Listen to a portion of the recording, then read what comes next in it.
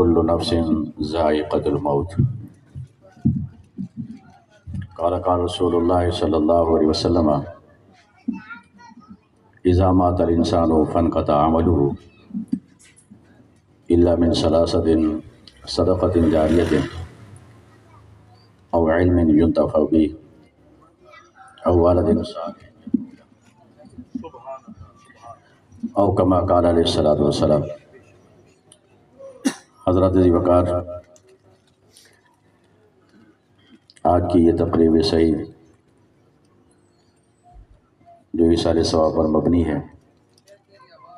آپ نے ہمارے ایک بزرگ عالم دین با عمل کا خوبصورت علمی روحانی وجدانی بیان سنا۔ اس کے بعد مجھ جیسے طالب علم کو حکم دیا گیا مختصر وقت کے لیے اپنے بزرگوں کو سبق سنانا مقصود ہے۔ آپ احباب سے دو چار باتیں عرض کرنی ہیں۔ سب سے پہلے دعا ہے اللہ پاک ہمارے بھائی عبدالعزیز کے والد جناب محمد بشیر احمد صاحب، اللہ پاک اس کی مغفرت فرمائے۔ چند دنوں پہلے مجھے پہلی مرتبہ ان کی زیارت بھی نصیب ہوئی شادی کے اندر، خوشی کے موقع پر، اور آج ان کی رسم قربانی پہ میں شریک ہوا۔ سامعین گرامی قدر، مختصر وقت کے لیے مجھے حکم دیا گیا ہے، دو چار باتیں میں گوش گزار کروں گا۔ اللہ پاک نے ارشاد فرمایا کل نفس ذائقۃ الموت، ہر نفس کو موت کا ذائقہ چکھنا ہے۔ دنیا کے اندر ہمارے بہت سارے اختلافات ہیں، ہمارے عقائد میں بھی اختلافات ہیں، نظریات میں بھی اختلاف ہیں، اٹھنے بیٹھنے کے طور طریقے میں، ہمارے بولی میں، ہماری لینگویج میں، ہر چیز میں اختلاف ہے۔ لیکن موت ایک واحد چیز ہے جس کے اندر کسی کو کوئی اختلاف نہیں ہے، چاہے وہ کافر ہو، منافق ہو، مشرک ہو، مسلمان ہو، مومن ہو، اس کو کوئی اختلاف نہیں ہے۔ بس عقائد کی بات میں یہ فرق ہے۔ کافر یہ سمجھتا ہے کہ مرنے کے بعد کچھ نہیں ہونا، مر گئے، دنیا کے اندر جو کھا لیا پی لیا اس کا کوئی حساب نہیں ہے، کوئی جزا سزا نہیں۔ ہمارا یہ ایمان ہے، یہ دنیا دار العمل ہے۔ رب جلال ارشاد فرماتا ہے فمن یعمل مثقال ذرۃ خیرا یرہ ومن یعمل مثقال ذرۃ شرا یرہ۔ ایک رائے کے دانے کے برابر بھی تم اچھائی کرو گے تو قیامت کے دن یا رہو اس کو دیکھو گے، ایک رائے کے دانے کے برابر بھی برا کرو گے تو قیامت کے دن اس کو دیکھو گے۔ یہ دار العمل ہے، مرنے کے بعد پھر دار الجزا ہے، پھر حساب ہوگا، جو ہمارا اچھا عمل ہوگا وہ ہمارے کام آئے گا۔ حضور نبی اکرم نور مجسم صلی اللہ علیہ وسلم کی خوبصورت حدیث پاک میں نے وقت کی نزاکت کے لحاظ کرتے ہوئے تلاوت کی، اور اس کا میں مفہوم بیان کر کے بات کو ختم کروں گا۔ حضور علیہ السلام ارشاد فرماتے ہیں اذا مات الانسان فانقطع عمله، انسان جب تک زندہ ہے جو چاہے عمل کرے، نماز پڑھے، روزہ رکھے، حج ادا کرے، زکوٰۃ دے، صدقات و خیرات کرے، بھلائیاں کرے، جتنی نیکی کر سکتا ہے کر لے۔ جب مر جائے گا اب نماز ختم، روزہ، حج، زکوٰۃ، وہ مکلف ہی نہیں ہے، اب کوئی عمل نہیں کر سکتا، کوئی نیکی نہیں کر سکتا۔ مرنے کے بعد نہ گناہ ہے نہ نیکی ہے، سب ختم ہے۔ لیکن نبی علیہ السلام نے فرمایا الا من ثلاثۃ، تین کام ہیں۔ آج کی محفل کے اعتبار سے وہ بات میں آپ کو سمجھا دیتا ہوں۔ اگر تین کام آپ نے یاد کر لیے، یہ تین کام ایسے ہیں اگر دنیا کے اندر کر کے چلے جاؤ گے نا، مرنے کے بعد بھی علماء موجود ہیں، مرنے کے بعد بھی قبر کے اندر ان کو پورا پورا ثواب ملتا رہے گا اور تا قیامت ملتا رہے گا۔ عمل ایسا ہے۔ ان میں سے تین کام کون سے ہیں؟ پہلا کام ہے صدقۃ جاریہ، کوئی صدقہ جاریہ کر دو۔ صدقہ جاریہ کا معنی کیا ہے؟ کوئی ایسا عمل جس سے پوری مخلوق کو فائدہ ملتا رہے، جاری رہنے والا، ہمیشہ رہنے والا کوئی عمل کر جاؤ، مسجد بنوا جاؤ، مدرسہ بنا جاؤ، کوئی دینی کام کر جاؤ، کوئی فلاحی کام کر جاؤ، جو بھی فلاحی کام کر جاؤ گے، نیکی کا کام کر جاؤ گے، اب مرنے کے بعد تمہاری نماز نہیں ہے، روزہ نہیں ہے، حج نہیں ہے، زکوٰۃ نہیں، کوئی عمل نہیں ہے، سب ختم ہو گئے۔ لیکن جو تم دینی کام کر کے گئے تھے، جو صدقہ جاریہ کر کے گئے تھے، نبی علیہ الصلوۃ والسلام نے فرمایا اس کی جزا تمہیں قبر کے اندر سے لے کر قیامت تک وہ چیز ملتی رہے گی۔ صدقۃ جاریہ او علم ينتفع به، حضور علیہ الصلوۃ والسلام نے فرمایا علم دین کو سیکھو اور اس سے لوگوں کو نفع پہنچاؤ۔ تم نے علم دین سیکھنے کے بعد جو لوگوں کو نفع پہنچایا ہے، تمہارے تلامذہ،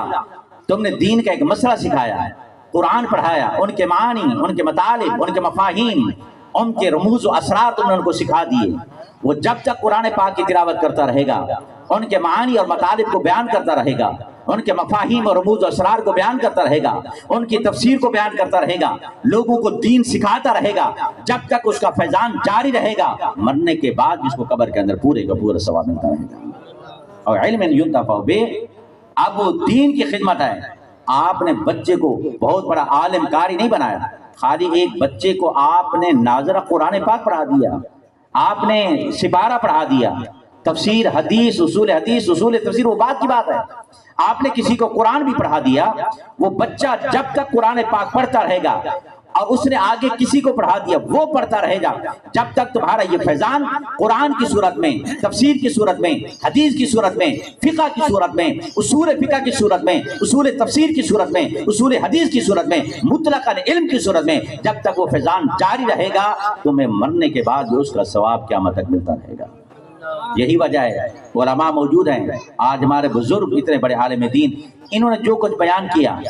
ان کے اساتذہ میں سے جو چلے گئے، میں جو کچھ بیان کر رہا ہوں، میرے اساتذہ میں سے جو آج اپنے مزار قرآنوار کے اندر آرام فرما رہے ہیں، ہماری یہ قیل و قال حضور علیہ الصلوۃ والسلام کا فرمان جو ہم بیان آپ کو کر رہے ہیں، اللہ اس کا ثواب مجھے بھی عطا فرمائے گا، علامہ صاحب کو بھی عطا فرمائے گا، ہمارے اساتذہ جو مرحومین ہیں ان کو بھی قبر کے اندر ان کا پورے کے پورا جزا ملتی رہے گی۔ ایسا عمل ہے، ایسا ذخیرہ،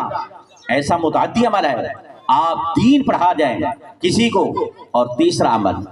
او والد صالح یدعو لہ، نیک اولاد چھوڑ دیں، والد صالح وہ تمہارے لیے دعائے خیر کرتی رہے۔ مرنے کے بعد اپنے اولاد کی کم از کم اتنی تربیت کر جاؤ، اولاد ایسی نیک چھوڑ جاؤ کہ وہ تمہاری ہمہ وقت نماز کے اندر، ہر وقت کے اندر وہ تمہارے لیے دعائے خیر کرتی رہے۔ علامہ صاحب کتنا خوبصورت بیان فرما رہے تھے والدین کی خدمت کے متعلق، اگر والد زندہ ہیں خدمت کر کے جنت حاصل کرو، اور اگر وہ انتقال کر چکے ہیں ان کے ایصال ثواب کا اہتمام کر کے تب بھی تم جنت حاصل کر سکتے ہو۔ اب والدین کی خدمت، مرحوم ہر ایک نے موت کا ذائقہ چکھنا ہے، وہ آج چلے گئے بزرگ، آج کل ہم نے جانا، ہر ایک نے جانا، دنیا کے اندر کسی نے نہیں رہنا ہے، لیکن ان کی بھی خدمت مرنے کے بعد بھی کر سکتے ہو۔ مرنے کے بعد انسان تمہاری اپنی قبر کے اندر رہ کر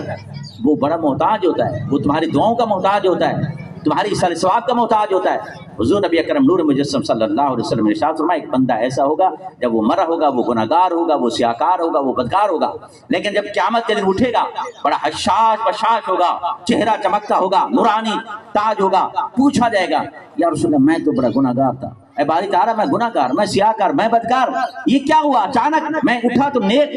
اللہ پاک فرمائے گا جب تو مرا تھا تیری اولاد تیرے لیے ایصال ثواب کا اہتمام کیا کرتی تھی، اللہ پاک نے اس کے ذریعے سے تمہارے سارے گناہوں کو معاف فرما دیا۔ مشہور حدیث پاک ہے نا، حضور علیہ الصلوۃ والسلام ایک قبرستان کے پاس گزرتے ہیں، آقا علیہ الصلوۃ والسلام نے دیکھا دو قبر والوں پر عذاب ہو رہا ہے۔ آقا علیہ الصلوۃ والسلام نے صحابہ کرام کو فرمایا یہ دو قبروں پر عذاب ہو رہا ہے، یہ کھجور کی ٹہنیاں توڑ کر اس پر لاؤ، اس کے اوپر ہم رکھ دیتے ہیں، اور ساتھ یہ بھی فرمایا تم جانتے ہیں کہ یہ کون لوگ ہیں، ان پر عذاب کیوں ہو رہا ہے؟ سرکار نے وجہ بھی بیان فرمائی۔ آپ دیکھیں کتنے مسائل ہیں، وقت نہیں میں اس میں تفسیر میں جاؤں، کتنی باتیں ہیں،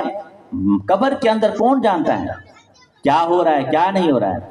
نگاہ مصطفیٰ وہ ہے جو قبر کے اندر کے احوال کو بھی جانتی ہے، قبر کے اندر کے احوال کو بتا کر مصطفیٰ کریم نے بتا دیا میں باہر ہوں تو قبر کے اندر والوں کو جانتا ہوں، اور اگر اپنے مزار میں رہوں تو پوری دنیا کو ایسے دیکھتا ہوں جیسے رہ کے دانے کو ہتھیلی پر دیکھا جاتا ہے۔ مصطفیٰ کریم صلی اللہ علیہ وسلم نے فرمایا کہ یہ دو بندے ایسے ہیں، یہ گناہگار تھے، یہ سیاکار ہیں۔ ایک تو یہ ہے کہ چغل خوری کیا کرتا تھا،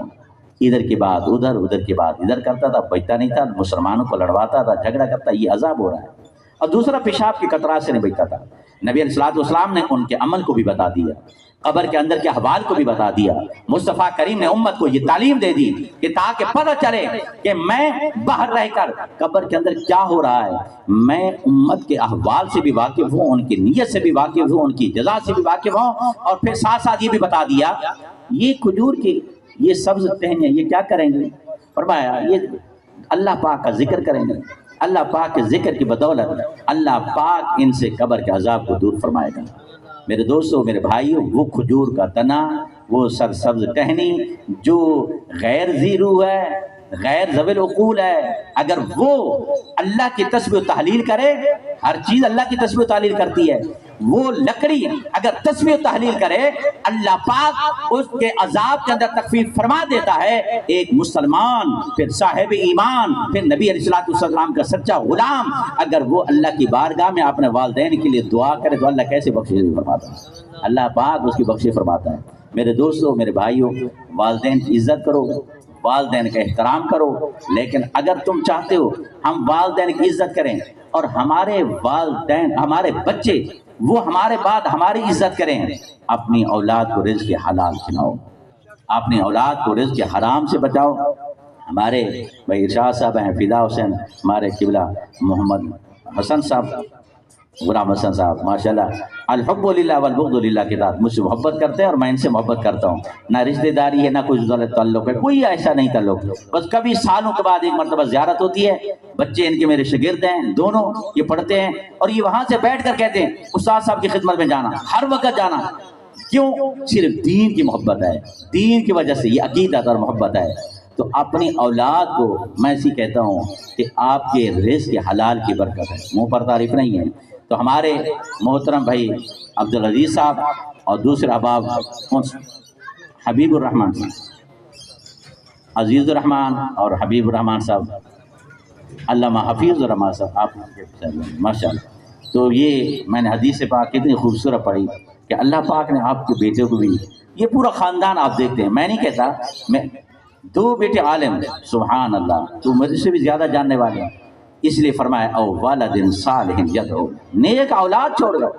اس سے بڑا کارنامہ کیا ہے؟ حافظ بھی ہوں، عالم بھی ہوں بیٹے، یدعو لہ، صاحب میقات فرماتے ہیں ملا علی قاری، یدعو لہ کے اوپر جو یہ آگے قید لگائیے نا، یہ قید اتفاقی ہے، یہ اعتراضی بھی نہیں ہے۔ قید اتفاقی مطلب یہ کہ بچہ نیک ہونا، دعا کرے تب بھی والدین کو ثواب پہنچتا ہے، نہ کرے تب بھی ثواب پہنچتا ہے، لیکن بچے کا نیک ہونا ضروری ہے۔ اور پھر دعا ہاتھ کے لیے اٹھا لے، اللہ پاک فرماتے ہیں کوئی بھی انسان کسی گناہگار کے لیے بھی ہاتھ اٹھا لے، اللہ پاک اس کے گناہوں کو معاف فرما دیتا ہے۔ حدیث پاک آخری بات کر کے بات کو ختم کرنے لگا ہوں۔ حضرت عیسیٰ علیہ السلام کا دور مبارک ہے، مشہور حدیث پاک کہ علماء جانتے، سب بچے جانتے، لیکن موضوع کے مطابق ہے۔ عیسیٰ علیہ السلام کا دور مبارک ہے، آپ فرماتے ہیں میں قبرستان کے پاس سے گزرا نا، میں نے دیکھا ایک قبر پر عذاب ہو رہا ہے، تھوڑی دیر کے بعد واپس آئے، دیکھا خدا کی رحمت کا نزول ہو رہا ہے۔ آپ نے پوچھا باری تعالیٰ ابھی تیرا عذاب ہو رہا تھا اور اس کے بعد تیری رحمت کا اچانک نزول؟ رب ذوالجلال نے فرمایا ہاں، یہ بندہ گناہ گار تھا، سیاہکار تھا، بدکار تھا، اس کے اعمال ایسے تھے کہ اس کو عذاب کے اندر مبتلا کیا جائے، لیکن جب یہ مرا تھا اس کی بیوی حاملہ تھی، اس نے وصیت کی تھی جب میرا بچہ پیدا ہونا اس کو دین کا علم سکھانا۔ آج دین کے علم سکھانے کے لیے اس بچے کو ایک دینی ادارے کے اندر بھیجا گیا ہے، اور بچے نے آج پہلا دن صرف اتنا ہی پڑھا ہے، بسم اللہ الرحمن الرحیم۔ اللہ پاک فرماتا ہے دنیا کے اندر اس کا بچہ میری رحمت کا ذکر کرنے والا ہو، میرا ذکر خیر کرنے والا ہو، اور اس کی قبر پر عذاب ہو، یہ میری رحمت کو گوارا نہیں ہے، میں نے اس کے عذاب کے اندر تخفیف فرما دی ہے اور اپنی رحمت اس کے اندر نزول فرما دی ہے۔ اب اس سے اندازہ لگائیں،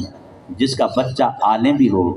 باعمل بھی ہو، حافظ بھی ہو، تو اللہ پاک یقیناً ان کی تربت پر اپنی رحمتوں کا نزول فرمائے گا۔ میں چھوٹے ہونے کی حیثیت ہے، میرے بھائی ہیں یہ علامہ صاحب بھی، سارے ہمارے عزیز الرحمان، حبیب الرحمان، ان سے میرا دوستانہ بھی ہے، تو میں اتنی بات ضرور کہوں گا، آپ کے والد نے جیسے آپ کی تربیت کی، آپ مجھ سے زیادہ بہتر جانتے ہیں، مجھے حق نہیں ہے، لیکن پھر بھی میں کہوں گا جیسے والد نے آپ کی تربیت کی ہے اسی طرح اتحاد و اتفاق سے رہنا۔ کبھی شیطان کے شر سے کبھی وسوسات آتے ہیں، کبھی تصورات آتے ہیں، کبھی دنیا ہے، اس لیے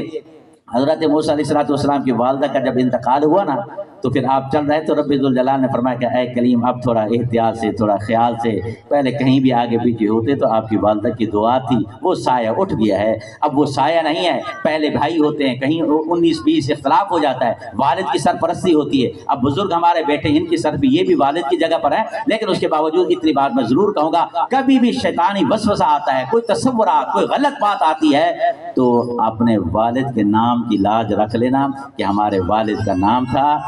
ان کی حیات کے اندر ہم نے کبھی اختلاف نہیں کیا، ان کی ممات کی بات، یہ دنیا ہے، یہ دار الفتنہ بھی ہے، اس کے اندر آزمائش بھی ہے، طرح طرح کے لوگ بھی آئیں گے، طرح طرح کی آزمائش بھی ہوگی، لہذا آپ نے تمام چیزوں کا خیال رکھنا ہے۔ اپنے والدین جس طرح انہوں نے آپ کو رزق حلال کما کر یہاں تک پہنچایا، غربت ٹھیک ہے، غربت رہے، والدین کا ادب ہو، اللہ اور اس کے رسول کی فرما برداری ہو، دنیا کے اندر اس سے بڑھ کر کوئی اور خوش نصیب نہیں ہو سکتا۔ مال و دولت بھی ہو، رزق کی فراوانی ہو، کثرت اولاد ہو، لیکن اس کے باوجود عزت بھی نہ ہو اور اس کے ساتھ ساتھ ادب بھی نہ ہو، بچے جو ہے اللہ اور اس کے رسول کے فرما بردار بھی نہ ہو، تو پھر کچھ نہیں ہے۔ تو اس مرحوم نے، میں نہیں جانتا، زندگی میں نے شاید ایک مرتبہ ان کی زیارت کی ہے، اور وہ بھی بیماری کی حالت میں تھے، اور خوشی کے موقع پر میں نے زیارت کی تھوڑی دیر کے لیے، اور اس کے بعد میں جانتا تو نہیں ہوں، لیکن اس کے باوجود مجھے اتنا علم ہے جو انہوں نے اپنے بچوں کی تربیت کی ہے، ان کے بچوں کی تربیت کو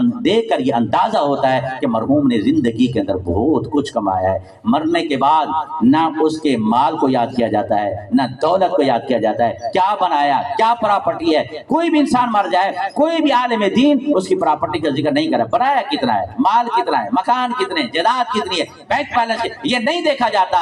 صرف اور صرف کردار کو دیکھا جاتا ہے، صرف اور صرف اعمال کو دیکھا جاتا ہے۔ خدا کی قسم، جب تک ماں باپ کے کردار نورانی تھے، بیٹے بھی عبد القادر جیلانی تھے۔ اگر آپ چاہتے ہو کہ ہمارے کردار اچھے ہوں، ہماری اولاد ہمارے لیے باعث فخر بن جائے اور ہماری عزت کرنے والی بن جائے، تو ان کو بعد میں اپنے کردار کو اچھا بنا لو۔ جب آپ کا کردار اچھا ہوگا، جب باپ ایسے ہوں گے، باشرہ ہوں گے، اولاد بھی باشرہ ہوگی۔ ہمارے ہاں کیا کہتے ہیں، باہر جو بلانے ہیں نا، ذرا والد صاحب کو تو بلاؤ،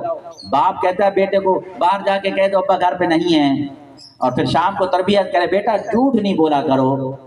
بات سمجھ رہے ہیں؟ اب صبح تو آپ جھوٹ بول رہے تھے، نماز کے لیے خود کبھی نہیں گئے، نماز کا ٹائم ہے، ہوٹلوں پہ بیٹھے، گلیوں میں بیٹھے، کوچوں پہ بیٹھے، بیٹا نماز پڑھا کرو، تو کیا جواب دے گا؟ صاف ظاہر ہے جب اپنا کردار نہیں ہے، پہلے خود نمازی بنو، خود باشرہ بنو، دین سے محبت کرنے والوں بن جاؤ، دین داروں سے محبت کرنے والے بن جاؤ۔ جب دین کے وفادار بن جاؤ گے، خدا کی قسم اللہ اس دنیا کے اندر بھی عزت عطا فرمائے گا اور آخرت کے اندر بھی عزت عطا فرمائے گا۔ پہلی ملاقات ہی میں علامہ صاحب کو ان کا شکر بھی ادا کروں کہ انہوں نے مجھے اپنے قیمتی وقت میں سے وقت دیا۔ اللہ پاک مرحوم کی قبر پر ہزار کروڑ